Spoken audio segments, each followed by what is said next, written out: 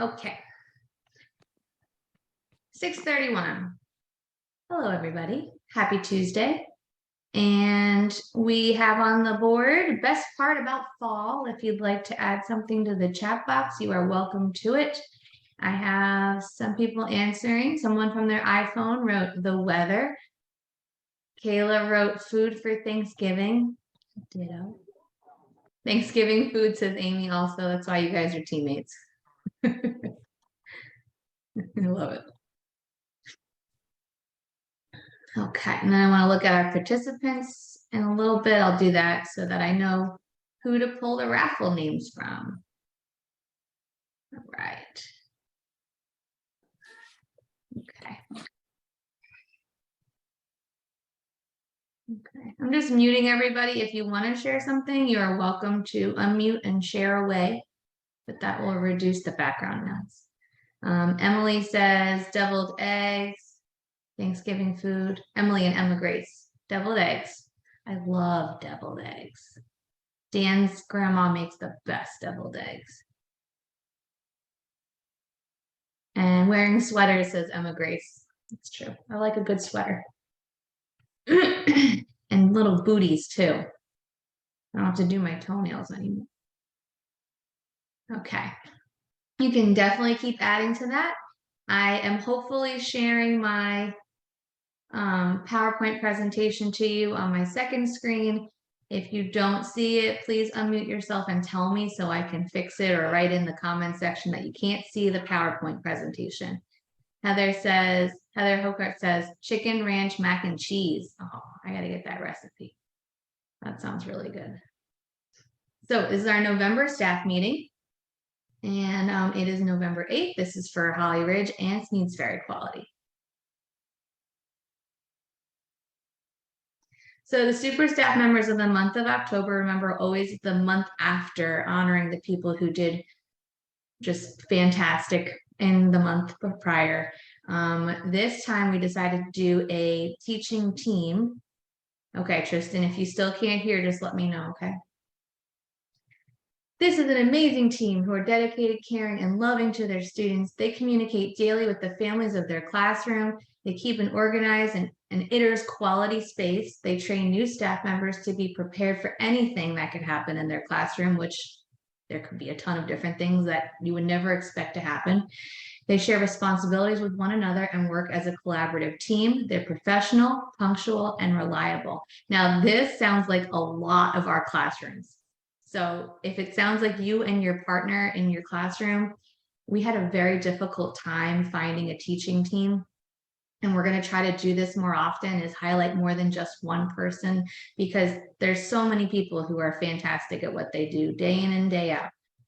But this team, we wanted to highlight them. They haven't been celebrated in a while, so we want to make sure that we honor them. And that's Miss Bonita and Miss Heather Gebhardt in the infant room. So congratulations to them.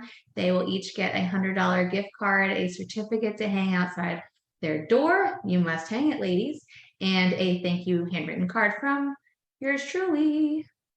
Okay, congratulations. So we want to welcome to the Sneads Ferry and Holly Ridge families, Faith and Sierra will be joining us next week. So just putting her on there for now because she won't be here until the next meeting.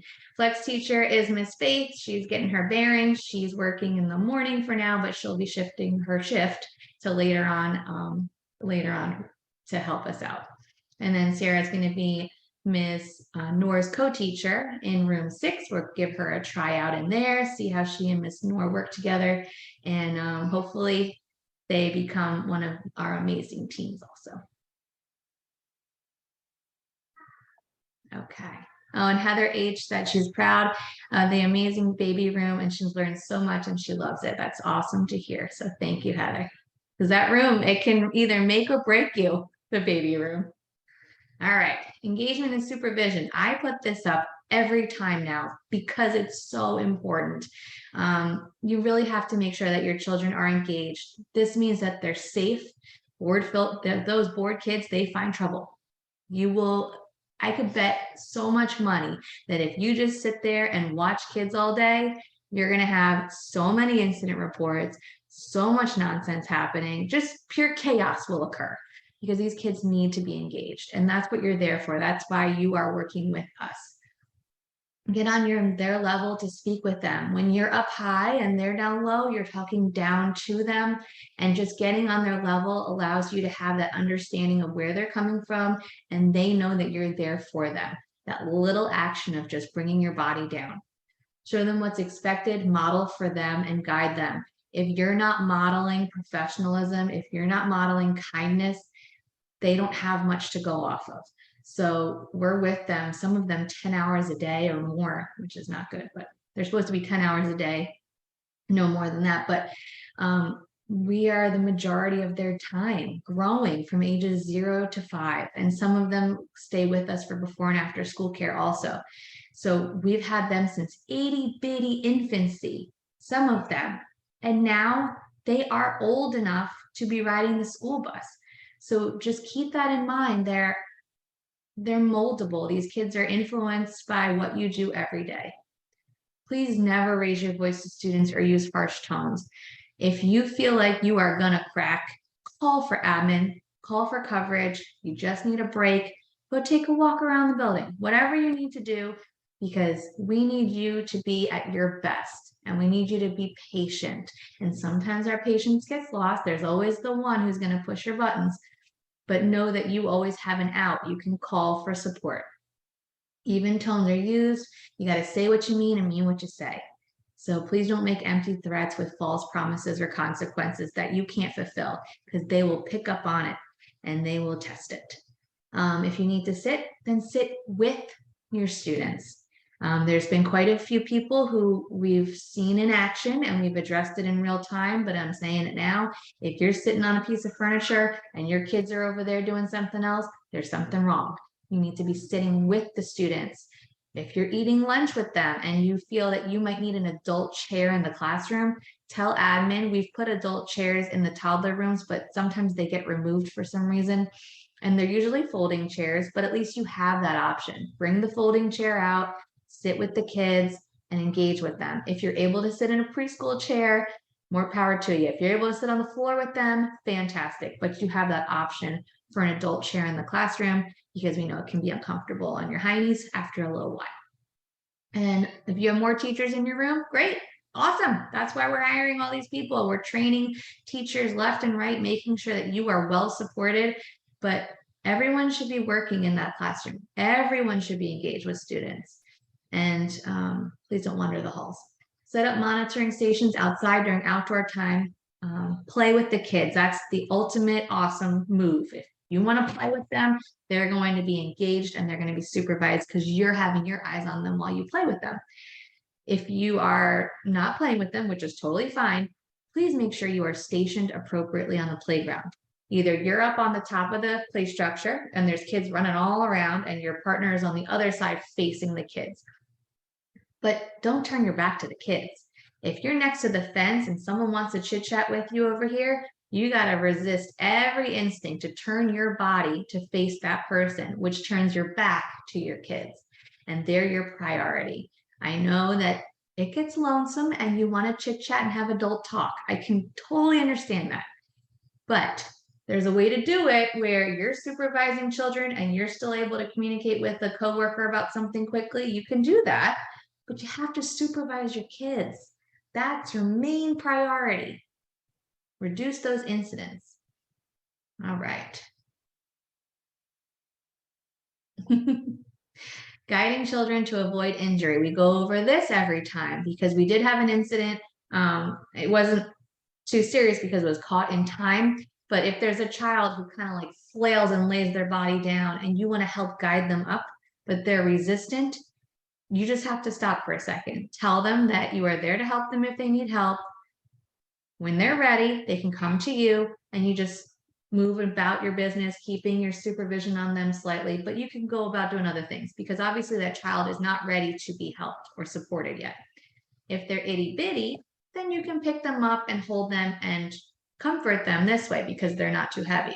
But those 4 or 5s and school agers, we're not going to pick them up. We're going to try to help guide them up. And if they are accepting of the help, you'll notice that there's no resistance. But once that resistance happens, you'll be looking at a dislocated shoulder. You could be looking at a lot of trouble. So making sure that you understand the cues, and if you need support from admin, then go ahead and tell admin through radio. Sorry, I was just waving goodnight to my key.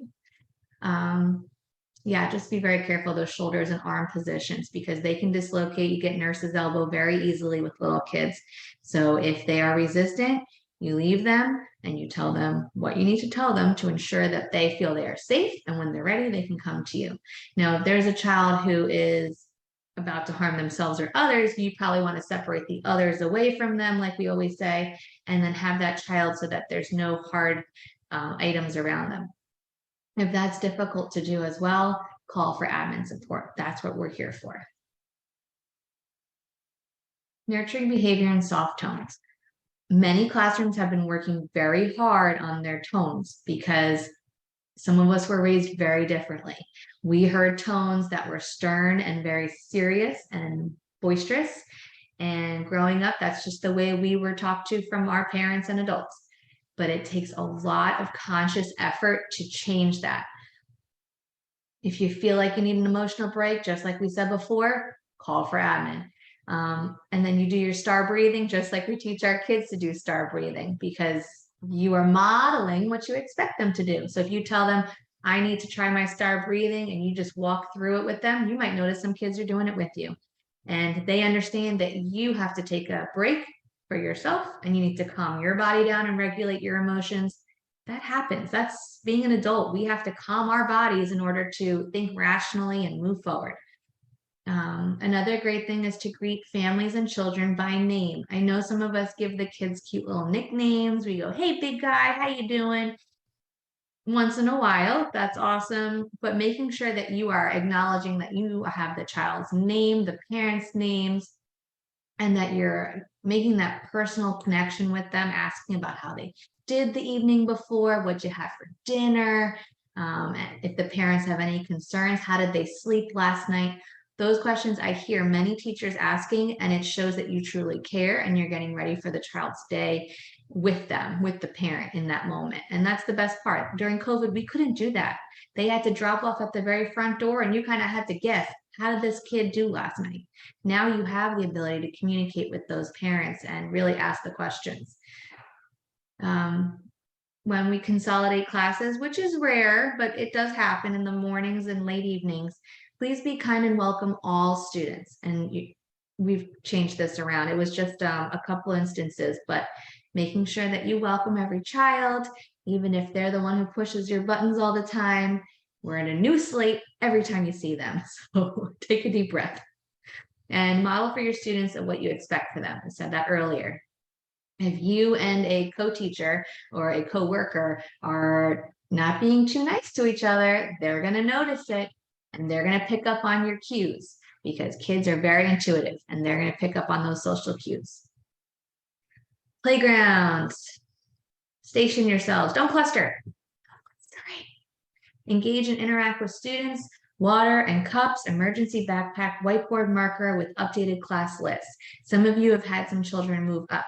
Check your meal program, your My Simple Menu little list of students. You cut that little bad boy out and you tape it to the back of your whiteboard so that first and last names are accurate and current. And you can put the one on your outside whiteboard. Some of you have outside whiteboards and your indoor whiteboard, making sure that they're up to date.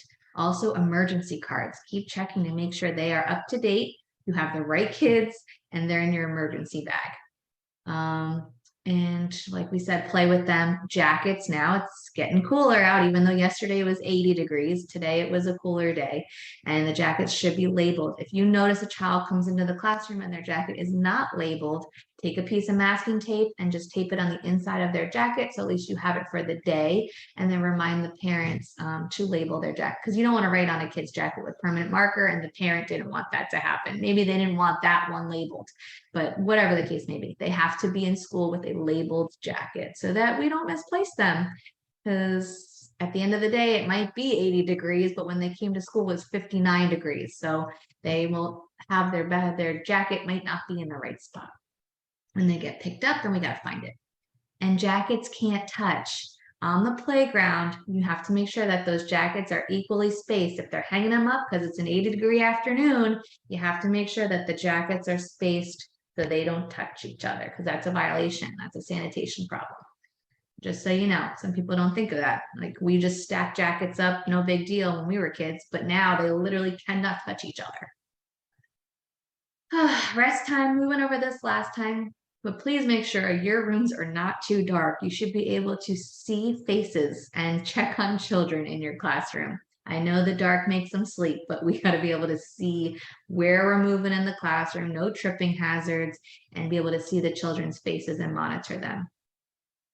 Smartwatches, they are considered phones, and phones are not permitted when you're supervising children.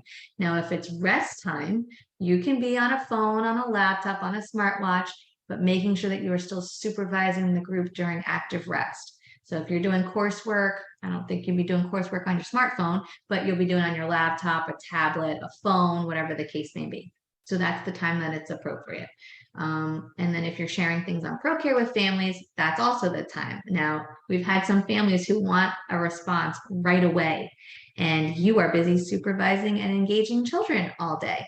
So the times that you could respond to parents is during rest, during the early morning and the evening when you're closing up, or if it is an emergency, they can go ahead and respond to by calling the office. I mean, if it's an emergency, they're going to call us, and then we relay the message to you, the teacher, because that's the way that they're going to get an instant answer.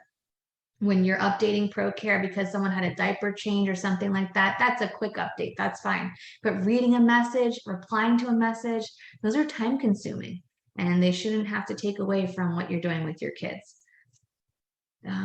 And just monitor your nappers. Even if they're not itters, sometimes, God forbid, something might happen in an Eckers class, in an older classroom. And we just want to make sure that we're keeping our eye on our kids and they're not covering their faces with blankets. Some of them like to do that. And the cot linens, they can't touch either. So like any cloth, they can't touch each other's individual cloths. So blankets, cots, cot sheets, and jackets. Don't let them touch. Everyone should have their own section.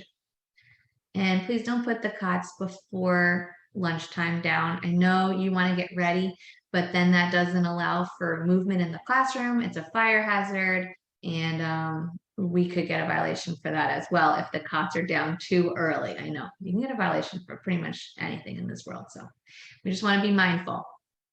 Okay, preparing for conferences. You guys are fantastic. I like fantastic, because I just want to highlight Miss Dawn and Miss Donna. They evaluated Mikey, and the only requirement that we really have is to do one of those checklists from the CDC, like a very basic checklist. These ladies provided me with observational notes. They provided with goals and next steps, what they're going to do in the classroom, what I could work on at home.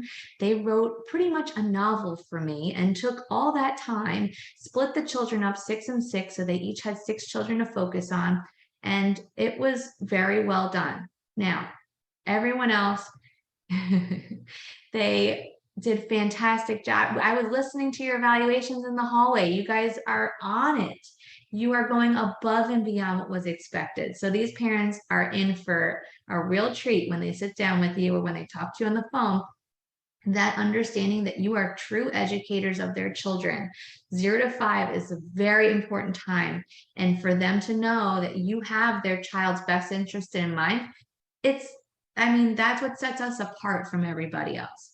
So I just wanted to highlight those 2 lovely ladies, and I can't wait to overhear many different conferences and to see what you wrote down and what you did for your kids, because even if you just did the CDC checklist, which is all I wanted and needed you to do, that took time.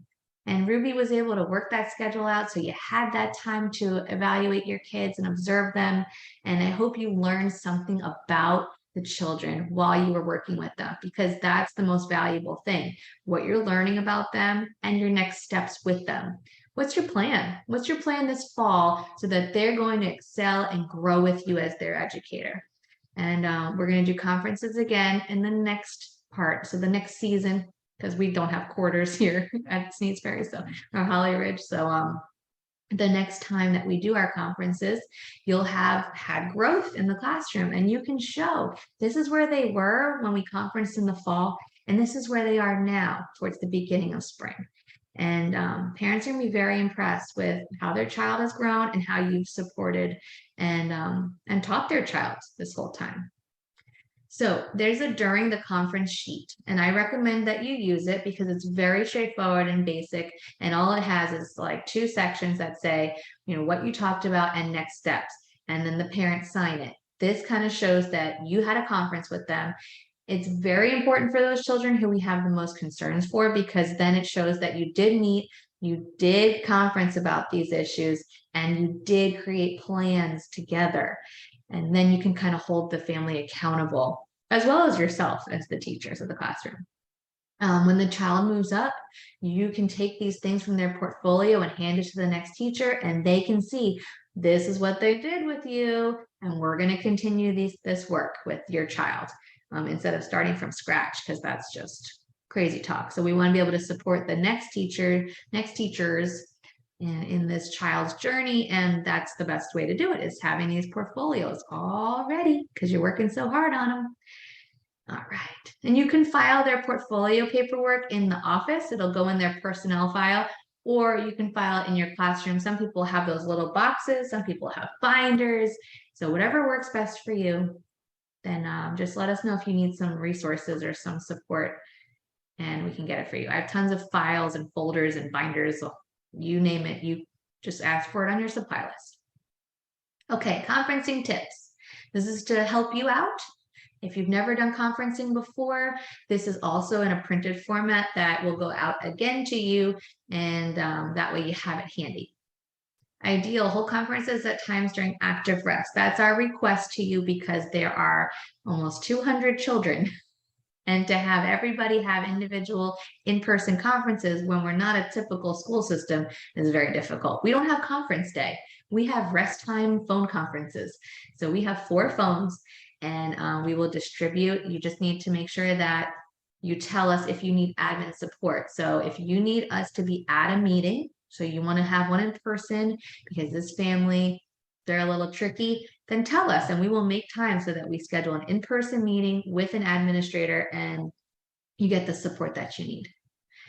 Give Shannon Ruby your conference schedule ASAP if you know you'll need coverage, especially if you know you'll need some abnormal times for coverage. We cannot cover after 2 p.m. So please don't schedule conferences after 2 p.m. That is like crazy time. Dismissal time is essential to keep it as scheduled as possible and predictable. We don't want the unpredictability of throwing in a conference in there. After the conference, make copies of the items you want to send home to families from the discussion and any referral forms that you mentioned, so they have a copy of what you worked so hard to do. And then don't forget to keep copies for your classroom, their records, their portfolios. These are the things that are going to be very beneficial to the future teachers and to see their child's growth from start to finish. And if the parents didn't have a conference, that's okay. It is optional for them. We encourage them because you work so hard on evaluating their child, but still send home the assessment and anything that you did to observational sheets, things like that. And then ask them, do you have any questions after reviewing it? Please let us know. And if then they want to have a phone conference, we'll set one up during active rest. Or if they want to meet in person, we can do that. This is a great opportunity to build relationships with the parents and guardians. Use it. This is your time to connect with them, especially if you don't really see them because they're very early dropping off and very late picking up and you're kind of in the middle there. This is your time to get to know them and talk to them. Please never discuss negative behavior issues that you've already told them about day in and day out. Just going to be beating a dead horse. So please don't do that. We want to focus on the things that what they're doing in the class and what we're going to be working on. So really you have to have that idea of here's the issue, here's the problem, here's the thing that we want to address, and then here's how we're going to address it. Because if we don't have that next step for parents, it's kind of like we're just riddling off all the things that bug us here, and that's not going to help them. So making sure that you have a plan of action.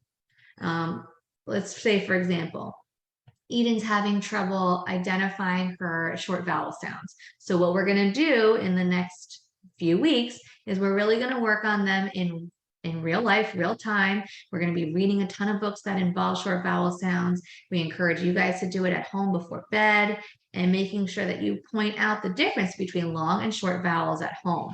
There's a little video I can have and send to you through ProCare, and it's very short, but it's catchy and it sings songs so that maybe Eden will be able to use it and it will be able to support her in what she's doing at home and here. So I had a problem, and then I gave them what we're going to do next steps. I gave them what they can do at home and even a resource if you have one available. If you do need to address something concerning that could appear negative, always sandwich between two positives. Something nice, something not so nice, something nice, because that kind of eases it a little bit. We want to make sure we do the sandwich technique and reassure each parent that every child's unique and they develop at their own pace, especially 0 to 5. If you have a preemie and they're going into their 2-year-old classroom, they are not like the other early 2s. They are not developmentally where the other 2s are because they were premature. And that is what happens with some premature babies. Maybe they did excel. They're, out of the norm and they're there. But we have to tell parents and really reassure them that everyone grows at their own pace. Mikey still babbles. He should probably be saying a few more words, but whatever. My kid's going to talk. He'll talk eventually.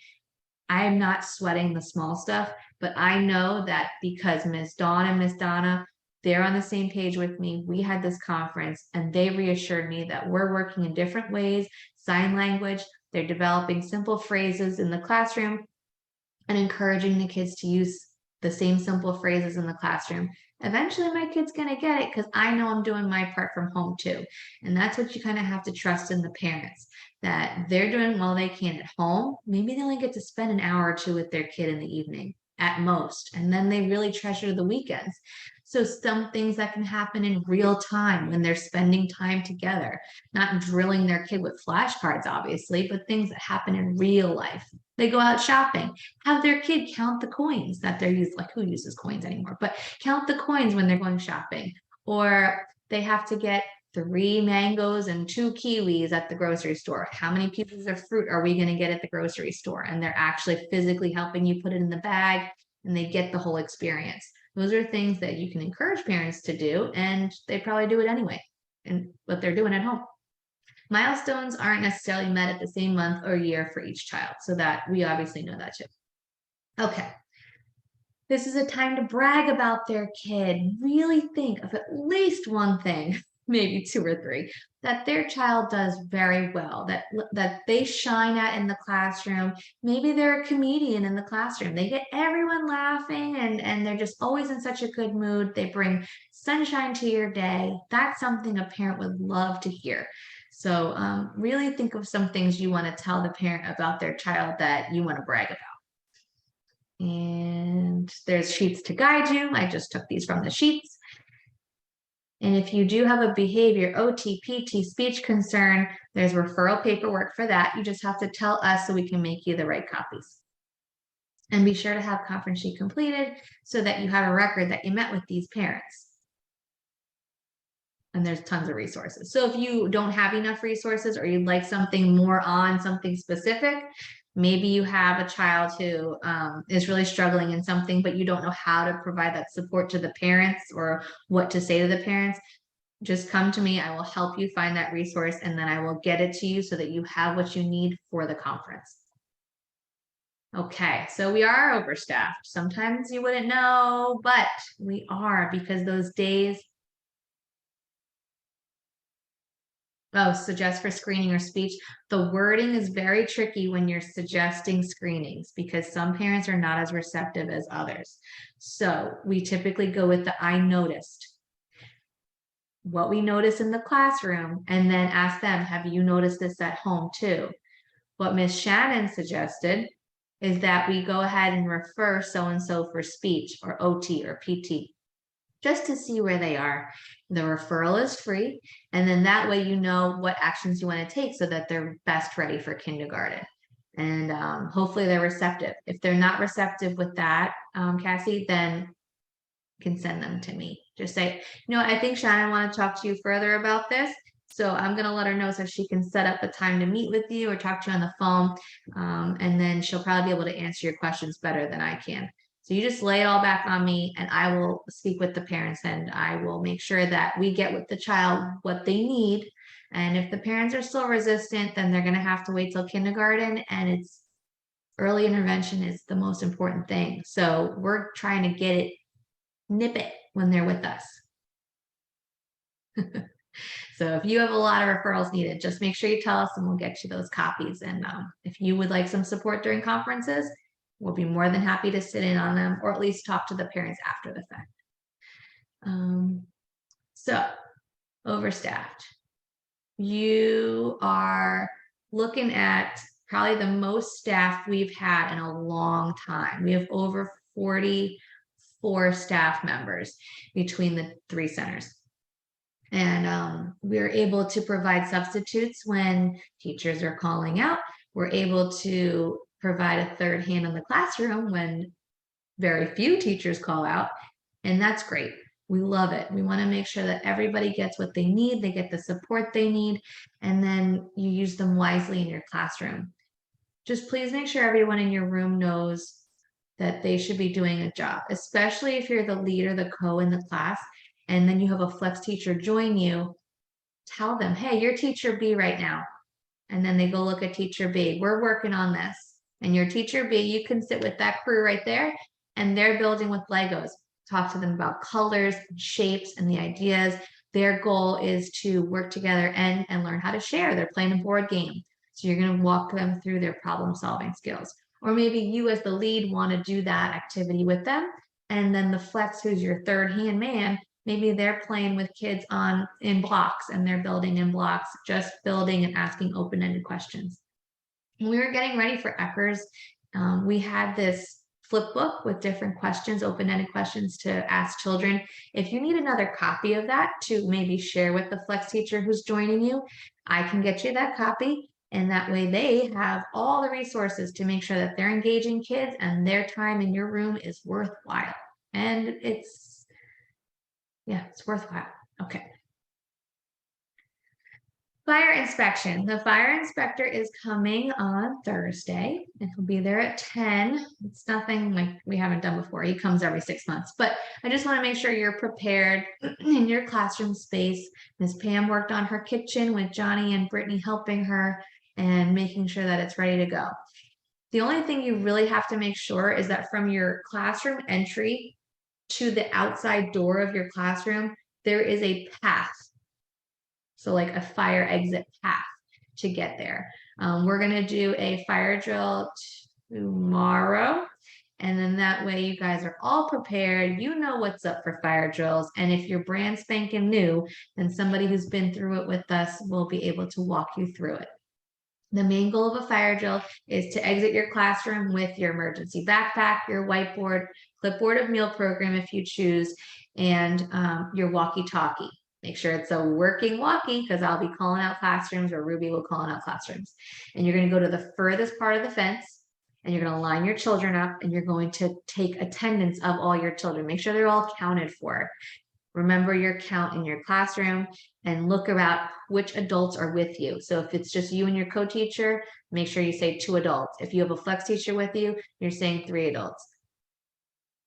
And we're going to have building 2, you're going to do it with us. Okay, so it'll be at, let's do it at 10 o'clock tomorrow. That way everybody's ready Friday by 10 a.m. If you want to prep your kids and tell them about the fire drill, then you can do that as well. But tomorrow at 10, we'll do our fire drill. And so once I call room 1 and how many children, how many adults, they're going to say 8 babies, 2 adults, or maybe 3 adults. And then I move to the next room. If it takes you too long to answer me, I skip you because I don't want people to catch on fire and die. And I go to the next room and then I'll come back and address your room. So please make sure that you are listening with your working walkie to answer how many children, how many adults in what room. And then we jot it all down. And hopefully we have everyone accounted for. If people are in the bathroom, you got to fend for yourself. So pee quickly and leave the building. Okay. Emergency preparedness guide. This is going to be very quick. We're just doing a review for everyone because every year you have to learn this again. So here we go. Let me open it. All right, there we go. So this, first and foremost, is the medical action plan. This is for Sneads Ferry. However, the Holly Ridge one looks very similar. It just has different admin names on it, and it's posted in every classroom. But to go over it, we have the addresses of the medical consultant, emergency room, and poison control. So if something were to happen, you have those numbers posted. Emergency transportation. We have all active staff members. This isn't the most updated one. There is a more updated one. Whoops. But anyway, the different people are listed under each category. The phone numbers are listed next to each person's name.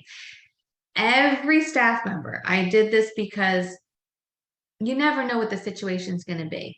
So every staff member is capable of doing each of these activities and each of these responsibilities down here. Yeah, this is an old one. I pulled up the wrong one. But anyway, let's skip this open. Okay. I'll do this one first. Okay. Can you see this emergency preparedness and response guide? Okay. So when we're looking at this bad boy, it gives you all the emergency numbers. This is all updated, so we're just going to stick with this. And it tells you what to call for poison control, the police, emergency. Everyone should know how to dial 911, and the locations of where the supplies are. They are in the classrooms for the emergency bags. The ready to go kits are in the little counter area in that cabinet. We would wheel them out with us. Fire extinguishers, where their locations are, and fire alarms near the front entry door.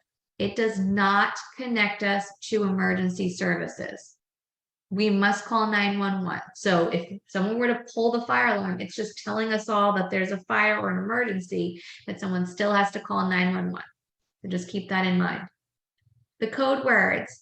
When we say weather shelter in place, it's because you have to take shelter in the hallway. Maybe there's a tornado, a huge hurricane. We're expecting huge gusts of wind. It could break glass.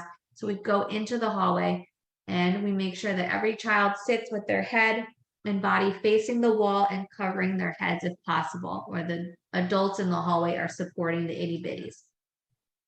There's an intruder in the building. A bad guy gets in. I say, I'm looking for the red folder. That means you need to shut and jam your door with the little door stopper that we gave everybody. Hopefully they work well. And then you're going to hide all your kids away from the door in a space away, and keep them as quiet as possible with the lights off and the window blinds are shut if you can get to them. Your outside door should not be propped unless you are outside. So don't just leave it propped all day long. If you are in room 6, you do not have to prop that door after 9 o'clock in the morning. It should be locked. That way you are safe in your classroom. If someone hops one of our fences, they just can't open the door and mosey on into the building. If you're outside, you can prop your door with your little magnet, but make sure you remove it when you come inside from play. So if I say red folder, there's a bad guy in the building and you guys are locking yourselves in your classrooms. If you're already outside, don't come back inside when there's a bad guy in the building. You're going to get those kids out of there. Run away, save yourselves. Okay? I'm in a real life red folder situation. Okay, lockdown.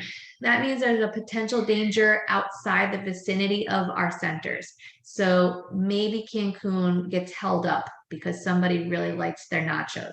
So they get held up at gunpoint and there's a lockdown in place. We don't leave the building. We don't go outside because it's not safe out there. So there's no outdoor play during the lockdown. We just want to make sure that we stay inside and there's further information that the police will give us so that we're safe, but nobody goes outside during a lockdown.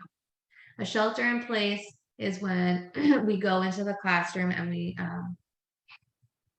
in the hallway, and we shelter inside and we seal off all the other exteriors. Okay. plastic bags and tape. So something like they've been burning a lot of wood outside lately. So if something were to happen where that burn got crazy and the black smoke was really chemically or something happened, then we'd have to block off with the plastic barriers that we have for the exterior doors and windows. Evacuations. When we evacuate on site, just go to the front parking lot. And then if you can go through the front door that way. And if you have the key to from your classroom to the key to the little gate locks, that's your exit right there. You want to go to the closest exit to get out of the building. The neighborhood evacuation, we're going to Sneads Ferry Quality 2 if we're from 1. We're going to 1 if we're from 2. And then Holly Ridge has a different location to exit. But you have all been trained on that recently because we just opened in August. Out of the neighborhood, we're going to go to Noah's Ark Daycare. So that's where we're going to go. We have an agreement with them. If they have a problem, they're going to evacuate to us. If we have a problem, we go to Noah's Ark and their church. Out of town, it's just like 20 minutes down the road, but we're going to Harris Teeter because you have food, shelter, restrooms, anything you need, water, and it's far enough away where it's near the 17, so we can just hop onto 17 if someone needs to evacuate further. Their parents come get them. All those children are evacuated from there. Yes, room 5 should have it on their emergency bag, so I'll look for another gate key. Loss of water. If there's loss of water, we notify our families, and it's through ProCare, it still says remind. And if water is not restored within 2 hours, our facility will close. That actually changed. With water, you just have to make sure that if hot water can be used and potable water can be drank. So if our jugs are filled and the kids can drink all the jugs, then we're good. When they run out of drinking potable water, then we're in trouble and we have to close. So keep that in mind. Missing child from the center. If you have a child count and your count is 1 off and you cannot find that child, you need to radio after you verify your child count and that the room number, missing child, and then I'm going to go through and see where this kid is. So we're going to go through just like a fire drill.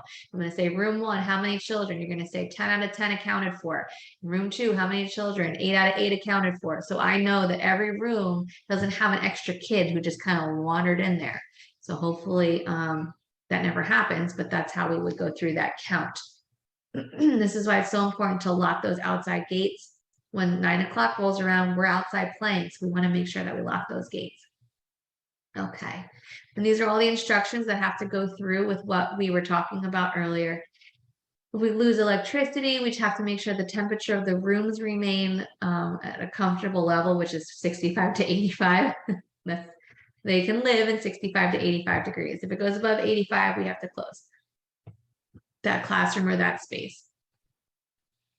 Fire and smoke, we'll do the alarm. And all these different things are just little details about what I just explained.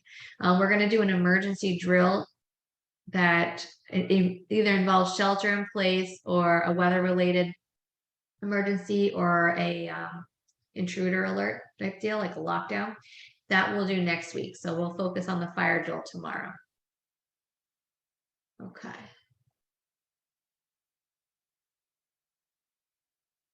So Ruby's hosting CPR first aid training. It's going to be Tuesday, November 15th from 6 to 8. And please bring your own dinner and all these things that we talk about. It is free for employees of ours to take it at our center. There's a no-show charge of $60. So please make sure you tell Ruby the day before that you can't make it. Maybe you're sick and you know you're not going to be able to make it, but just don't not show up because she's spending her time to come and teach CPR first aid with you. So we want to make sure that her time is valued. If you separate from one of the companies within 6 months of taking the training, you will have $60 removed from your last paycheck, just so everybody knows, but it's in your contracts too. Reimburse $25 towards a self-obtained training. So say you didn't really want to take our training, you want to take it somewhere else, we can reimburse you $25 if you bring us the receipt and the certificate. Okay, so staff survey responses. Let's see how much time I got. Okay, so this is most of the staff survey responses. We read through all of them. Now, you guys were very kind, which is greatly appreciated. And I only picked out the ones that had concerns. So thank you very much for all your kind words. Thank you so much for working hard and making us a great center and a quality center, Sainsbury quality, high rich quality. If we don't hold up that name, we got problems. So thank you very much for everything you guys do. It was great to read your survey responses. The ones who had concerns, most of the time you were very constructive in your criticism. So we were able to think about what we were going to do next or to clarify some things that might be misunderstood. And if I didn't get to something and you still have a concern about it, please come see me, write me a message, whatever it is, so that I can make sure I address it. Because I went through and I tried to pick the ones that were similar to others, because there were some similar concerns, and responded to the one that kind of embodied them all. There are a few teachers who need more support in classrooms that may need more support. And that was a general consensus. And then we went into details about which teachers, which staff needed support, and those teachers were addressed, but I'll talk about that in a little bit. Admin, one place, and other technical assistance resources are being used to address these needs. So we have every resource available supporting them, because we were able to get specifics and we were able to observe classrooms, and Ruby worked on her teacher evaluation. So you should all be currently meeting with Ruby or myself about your evals. Received a PD plan that supports their professional goals and growth in addition to the ones required by one place. So if you have a concern about a classroom or a teacher, we're not going to share what we did with that teacher or classroom with the world, but we want you to know that it was addressed. So either the teacher got their own PDP plan and they have goals that they need to work on in a certain time period. And if those goals are not addressed, then we must separate and part ways. If it's a classroom team that's not working, and we're going to try everything we can to make sure we support that team. But in the end, if they just don't work out together, sometimes that happens. You know, a match made in heaven, that's fine. Then we decide what we're going to do next. So you voice the concern and we address it, but we just don't spread it out to everybody. So just so you know, it is always addressed. Afternoon dismissals are disorganized. Admin is working on ensuring that it can run as smoothly as possible. When we are short on closers, dismissal time can be a hot mess. So when you notice that it is a hot mess, it might be because we had many closers call out, and that coverage is very hard to come by. So sometimes people have to stay 15 minutes later than their scheduled time, and they have to go ahead and close a room because those people aren't there and they've never closed that room before. We try to keep things as consistent as possible, but when things get thrown a wrench, then we got to make adjustments and plan in the moment. Additional flex teachers have been hired and they've been being trained. So those individuals will be able to help us with closing and supporting our teachers in closing their classrooms. Staff surveys, next one. Staff running 5 to 10 minutes late from their breaks built up and causes a huge backup. And we have a solution for this. I want to make sure that you know it. If your coverage has not shown at your scheduled time, so say you're supposed to leave at 1 o'clock for lunch and this person didn't show up yet. It's 101, 102, admin to room, whatever. And then admin will come, you tell them the problem, they find you a coverage. They might have to step in for a few minutes until that person shows up from their break. Now, it could have been that things just trickled down the line, so they didn't leave late on their own accord. They left late because somebody else came back from their break late, and that happens. It can push things back, and then we wind up being almost a half hour behind on the schedule. So please make sure you are as punctual as possible for starting breaks if you're a flex teacher for coverage, and then make sure you take your hour. Everyone is entitled to their hour break. Please don't take a break that's shortened on your own time. If you know you're going to be late and you're stuck in traffic or something, you're stuck in the Coffee Haven line, just call us so we know that we provide coverage for the person who you're supposed to be next in line. If your coverage hasn't shown up yet, like I just said, make sure you holler at us on the walkie and we'll provide you with someone so that the schedule can continue as precisely as possible, as timely as we can. Repeat offenders who are late clocking out due to their own delays. they're going to be addressed. So say you're a person who doesn't clock out until you do all these things, your coverage showed up. You gotta go. I'm sorry, you gotta go.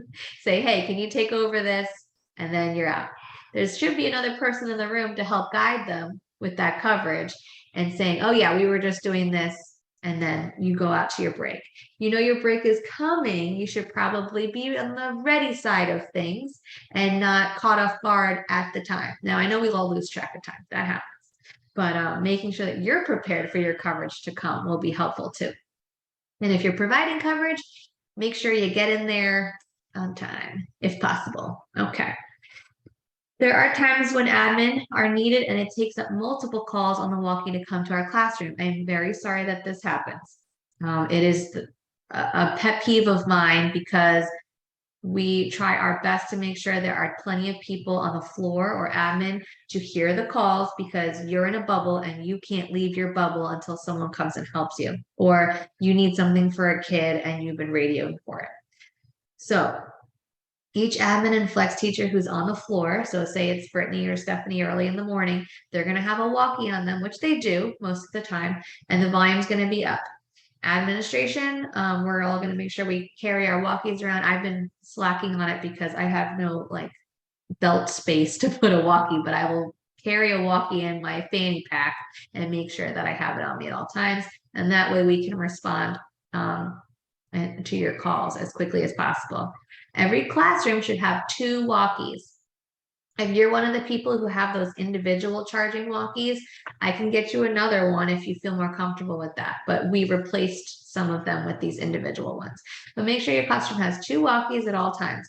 One should be off and charging, and the other one should be on and full volume. So that way you can make sure that you're all set. Okay. I wish there was more support and understanding when we ask for certain things. We try our best to fulfill your requests of your needs and wants for your classroom. I hope that's what that's in reference to.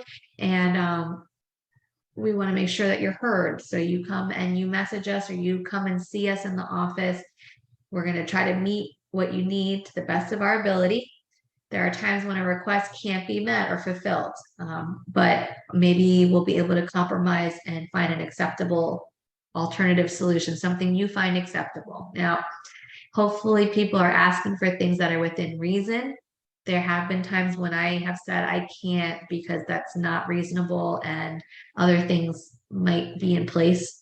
So I don't know who this person is because the surveys were anonymous, but if this person feels like I didn't just answer their question, can just come see me or message me. But we do our very best. I mean, if you're asking for things for your classroom and you know we're on a budget, I'm going to do my best to work in what you want in each monthly budget. You may not get it all right away. There are sometimes seem to be a lack of communication that can cause problems with classes, minor things, then they can become big, which is very true. You have to make sure you're communicating within your teaching teams and with the flex teachers who join you in your teaching teams. Because if you don't communicate it, they don't know. Just like if you don't tell admin, we don't know and we can't help. So if you feel you're not heard, please reach out to admin. We are here to support you. If your teaching team is having communication issues, it will fall apart like a bad marriage. So we got to make sure that the lines of communication are open and they are respectful, professional, but also honest. You don't want to just lie because you don't want to hurt someone's feelings. If you want support in that honest conversation, admin can sit in there.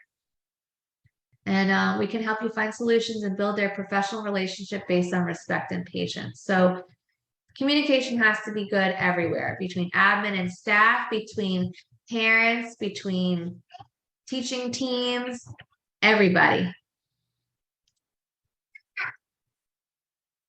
So I'm going to tell negative people to stop talking about everyone and everything. It causes friction and that's so not okay. So if you have a concern, let admin know. If it's something that you really feel is like really messing with us and our groove and our morale, let us know, because we don't have eyes and ears everywhere. We need your support to tell us what you see and what you hear, if it concerns you, so we can fix it and we can address it. Joyce always says, if we don't know, we can't help you, right? So you're just going to let things fester and build up, and then you're going to lose your brains. Negativity has no place in an early childhood education center. We have to be that light for those kids. We have to be that positive energy for them. So making sure that we are there and supporting our kids. So whatever we can do as admin to help you overcome those hurdles, just let us know. We're going to try to be there for you. Seems like a lot of people need a mental break. Emotions are showing, which happens, does happen. And everybody needs that mental break. So we have enrolled ourselves in the ITTI project. Ruby and I are getting all the teachers set up and making sure that the project has all the paperwork needed. So you might see surveys going home to your parents from us, and that is so that the children can be evaluated by you guys and showing how they grow in the classroom, but it's also used as a morale and emotional support booster for staff. So within that, we get a stipend to host a paid day where you guys don't have to work, where you get to enjoy fun and get to be together and really get to know one another and spend time together. And this will be in February. So that's why Ruby sent out that survey of what you would like to do, because we could hopefully work that into the day and find some more fun stuff to do. Like we'll do trust falls and all that good jazz. I'm just kidding. Okay. I do feel like there's some miscommunication between admin and teachers. From what I'm hearing from the teachers, they do not feel supported in their work. When there is a problem with someone's work, the person isn't directly addressed. So that is also communication concern. So making sure that the right people hear what the problem is. If you're going to tell somebody else who can't do anything about it, then you're just kind of spreading the negativity and the concerns, but we're not addressing it. So please come see admin so we can address it and we can help support the problem. We address things discreetly. So you may not get an update what happened to that person you were concerned about, but hopefully you see the improvements because we've addressed it with them. If you don't see the improvements, then come see us. Say, hey, it's been 2 weeks and I haven't seen much happen in what I was talking to you about. Then we know we need to reevaluate. No, we watch observational videos, we meet with that person, we sit in, but sometimes we miss some things. So you do have to make sure if you have a concern, you come see us. Okay. Now we don't share personal or professional issues or matters. So if you're expecting like a, hey, this is where we are from what you told me last week, I'm not going to do that. So you kind of just have to trust. And if you don't see something improving, come see us so we can fix it. If you have too many admin, not saying we do, but sometimes communication is not communicated. One says one thing, another says something else. Communicate between each other before coming to the source of the problem. Yes, communication is very important. Our trust in you as admin means everything to us as employees, and that is very truly spoken. So we have tried to become more diligent about sharing staff concerns with one another, conferencing about the plan of action, and ensuring that they're on the same page before responding to an employee concern. So we will have a full conversation and discussion prior to reaching a conclusion or a resolution for the staff member's concern, because we want to make sure we're all on the same page. Whoever it concerns. Typically, it might be Joyce and I, and we're just talking on the phone that night about all the things that happened that day, who had what concerns, how we can address it. So that does happen. Hopefully you notice it and we are more of a united front. And if you find that things are conflicting, maybe it's like a minor thing that I think should be one way, but Joyce thinks it should be a different way. It could be in the moment. If you find that we're conflicting and it's too confusing, we don't even know we're conflicting because we might assume we're on the same page, or something changed while I'm there in the morning and Joyce is there in the afternoons, and it caused us to change our perspective on how to resolve the problem. So just tell us, hey, Joyce said this, and I said, oh, okay, let me talk to Joyce and I will get back to you. I'm sorry, because it could have been one way and then I changed it by accident. So please make us aware, because sometimes we don't, I mean, there's so many things. How many things happen in a day? Okay. I have more, but it's 7:31, so I want to make sure we get to the other parts. This PowerPoint will be sent to you, and it has all the different concerns that I highlighted. So I just want to make sure that you know that. That's a whole lot of stuff. So upcoming events, we got the photography sessions tomorrow with Bumblebee. She has over 51 families sign up for this. So I'm interested to see what she does. Maybe she'll have to separate it to a few days. We are closed on the 11th for Veterans Day. Conferences are the 14th to the 22nd. And Holly Ridge has their mock assessment because their real assessment is going to be in January. So their mock assessment to prepare for it. And we're closed for Thanksgiving, the 23rd, 24th, 25th. We have our holiday party. I hope you guys all come on December 2nd from 7 to 10. It was a lot of fun last year, but I wasn't pregnant, so I don't get to drink this year. But it's going to be a lot of fun. And we have lots of food and good music and some games. Rachel's finding some games for us too. Okay. Questions or comments? If you have anything you ever need to talk about, you can always message, call. If I'm not there and you want to specifically speak to me, which is great, I'm up.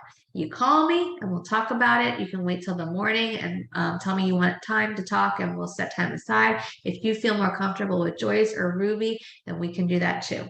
So just make sure that you are heard, because if you let things pile up and really get to you, it's just going to be a matter of time before you blow.